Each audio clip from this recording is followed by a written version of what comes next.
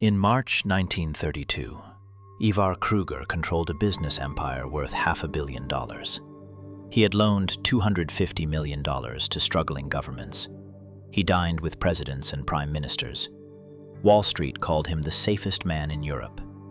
3 weeks later, his accountants opened the books and discovered that none of it was real.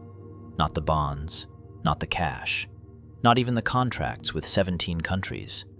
It was the largest fraud the world had ever seen, and it started with a simple wooden match. Ivar Kreuger was born in 1880 in Kalmar, Sweden, the son of a small factory owner. He was brilliant, restless, and ambitious beyond measure. After studying engineering, he left Sweden and spent years working across Europe, America, and even Mexico. He learned construction, finance, languages, and most importantly, how to present himself as indispensable. By 1907, he returned to Sweden with a plan. He would not just build a company, he would build a monopoly. Kreuger entered the match industry, one of the most mundane and overlooked businesses in the world. Matches were cheap, ubiquitous, and essential. Every home needed them. Every restaurant, factory, and railway station bought them by the crate. Kreuger realized that if he could control match production, he could control a river of steady, predictable cash. He began buying match factories across Scandinavia, consolidating them under one holding company, Swedish Match. Then he expanded.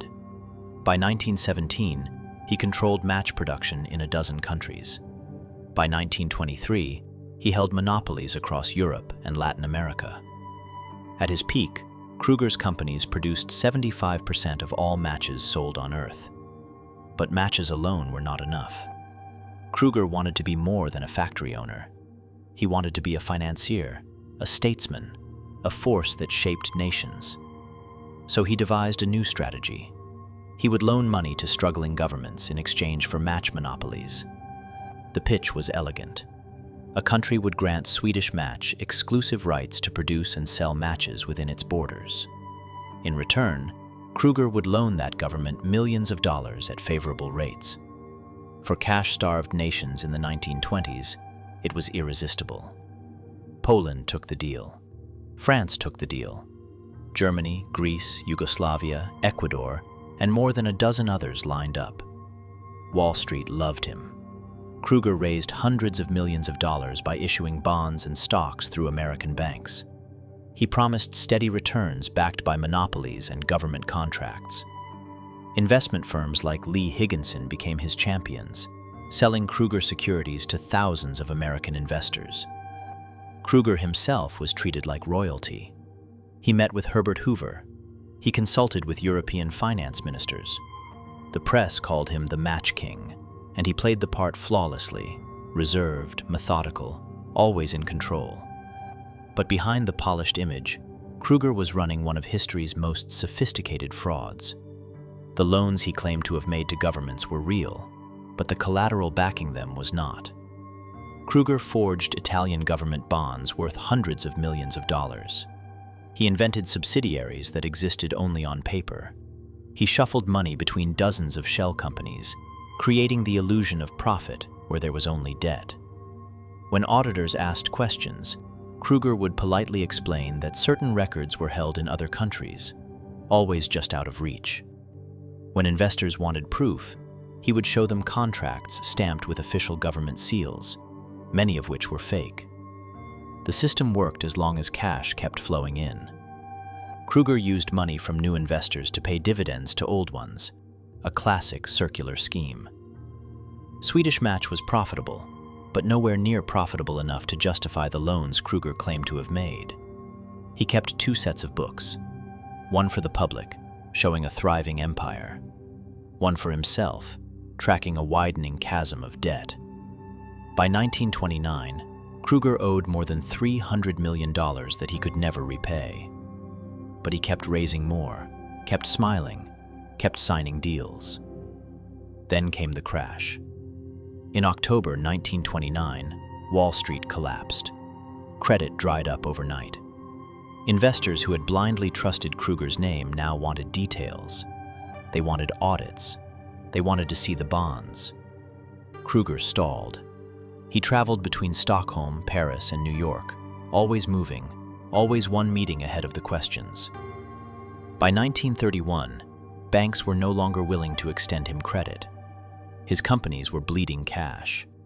Kreuger began selling off assets, but it was not enough. He tried to arrange one final loan, one last infusion of cash to hold the structure together. It fell through. On March 12, 1932, Kreuger's life ended in a Paris apartment. Within hours, his company's executives began their audit. What they found was staggering. The Italian bonds were forgeries. The subsidiary companies were empty. The contracts with foreign governments were either exaggerated or entirely fabricated. Kreuger had borrowed over $250 million that could never be repaid. Swedish Match collapsed. Lee Higginson, one of Wall Street's oldest banks, was ruined by its association with him. Investors across 2 continents lost everything. The fallout was immediate. The Swedish government launched investigations. American regulators tightened securities laws. The U.S. Securities Act of 1933, which required companies to disclose accurate financial information, was written in direct response to frauds like Kreuger's. His name became shorthand for deception. The Match King, once celebrated as a genius, was now remembered as a cautionary tale. But Kreuger's fraud was different from the Ponzi schemes that came before. Kreuger actually built something. Swedish Match was a real company with real monopolies. The problem was not that the business was fake.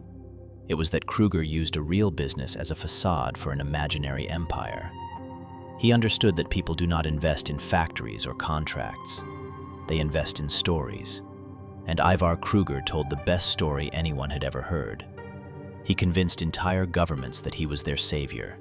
He convinced Wall Street that he was invincible. And he almost convinced himself. In the end, the collapse was not caused by greed or incompetence. It was caused by belief. Kreuger believed he could outrun his own lies. Investors believed the numbers because they trusted the man. And when the man fell, $500 million in value vanished with him. The lesson is not that fraud is inevitable. It is that trust, when unexamined, becomes vulnerability.